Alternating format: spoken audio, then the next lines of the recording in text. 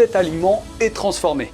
Et ça aussi, c'est transformé. Et ça aussi, c'est un aliment transformé. Par contre, ça, c'est ultra transformé. Mais alors, quelle différence? En fait, il y a une classification alimentaire appelée Nova. Je te mets le lien en description si tu veux aller dans le détail. En soi, on mange beaucoup d'aliments transformés un minimum, et c'est pas un problème. À pas confondre avec les aliments ultra transformés, appelés AUT. Si t'en consommes beaucoup, c'est pas l'idéal pour la santé. En gros, ils subissent un certain nombre de transformations et dénaturations, ajout de beaucoup d'ingrédients, dont certains additifs sur lesquels on peut encore manquer de recul. Par exemple, dans cette étude, les AUT en couleur noire montrent toujours une vitesse de consommation alimentaire plus rapide que les aliments peu transformés, et peu importe la texture. Et ça, c'est en lien avec l'hyperpalatabilité, c'est-à-dire le côté très agréable au palais qui a tendance à nous faire accélérer. En revanche, tout aliment mou est consommé plus vite que les aliments plus fermes. Texture molle égale moins de mastication, égale temps de repas plus rapide, donc potentiellement plus de calories ingérées. Il y a de plus en plus de liens entre les AUT et les problèmes de santé, notamment à partir de doses de 260 grammes par jour. Par contre, ils se valent pas tous, en particulier certains contenant des aliments d'origine végétale, probablement en lien avec le petit apport en fibres et antioxydants restants qu'on peut même avoir dans les substituts de viande. En bref, tout peut s'intégrer quand on parle d'équilibre alimentaire et santé, santé avec un grand S. Après, je conseille de privilégier des aliments plus bruts pour profiter de toute leur qualité nutritionnelle et également pour limiter la quantité d'additifs, sel et sucre ajoutés. Et toi, c'est quoi ton aliment plaisir favori ?